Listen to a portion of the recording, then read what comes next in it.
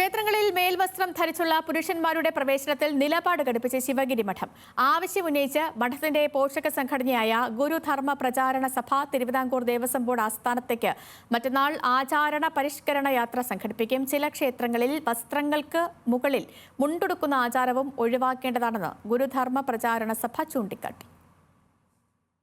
Sivagiri തീർത്ഥാടനത്തിനിടെ Sreenarayana Dharmasangham trust president സച്ചിദാനന്ദ സ്വാമികളാണ് ക്ഷേത്രങ്ങളിൽ മേൽവസ്ത്രം വേണമെന്ന ചർച്ചയ്ക്ക് തുടക്കം കുറിച്ചത്.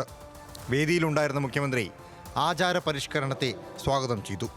എന്നാൽ NSS ഉൾപ്പെടെ ചില സമുദായ സംഘടനകൾ വിഷയത്തെ എതിർക്കുകയും മുഖ്യമന്ത്രിയെ വിമർശിക്കുകയും ചെയ്തു. അതേസമയം ശിവഗിരി മഠം പിന്നോട്ടു പോയില്ല. സച്ചിദാനന്ദ സ്വാമികൾ നിലപാടിൽ ഉറച്ചു നിന്നു. ഇപ്പോൾ വിഷയം വീണ്ടും ചർച്ചയാക്കുകയാണ് ശിവഗിരി മഠത്തിൻ്റെ പോഷക സംഘടനയായ ഗുരുധർമ്മ പ്രചരണ സഭ. തിരുവിതാംകൂർ ദേവസ്വം ബോർഡിന് ആവശ്യമുന്നയിച്ച് നിവേദനം നൽകാനാണ് തീരുമാനം.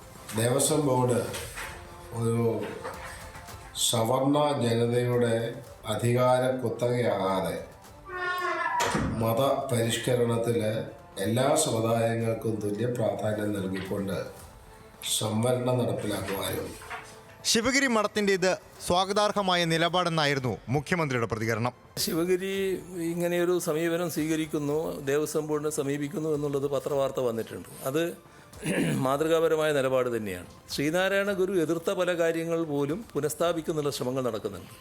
അത്തരമൊരു ഘട്ടത്തിൽ മാതൃകാപരമായി ശിവഗിരി മഠം ഇടപെടുന്നുണ്ടെങ്കിൽ അത് ഏറ്റവും നല്ല കാര്യമാണ്, മാതൃകാപരമാണ്. തിരുവിതാംകൂർ ദേവസ്വം ബോർഡ് ആസ്ഥാനത്തേക്കുള്ള യാത്രയോടെ വിഷയം വീണ്ടും ചർച്ചയാകുമെന്നുറപ്പാണ്.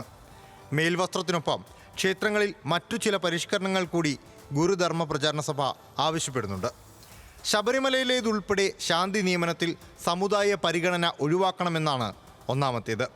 ദേവസ്വം ബോർഡ് സ്ഥാപനങ്ങളിലെ നിയമനങ്ങൾ ജനസംഖ്യാനുപാതികമായി വേണമെന്നും സഭ നിവേദനത്തിൽ ആവശ്യപ്പെടും. ന്യൂസ് മലയാളം, തിരുവനന്തപുരം.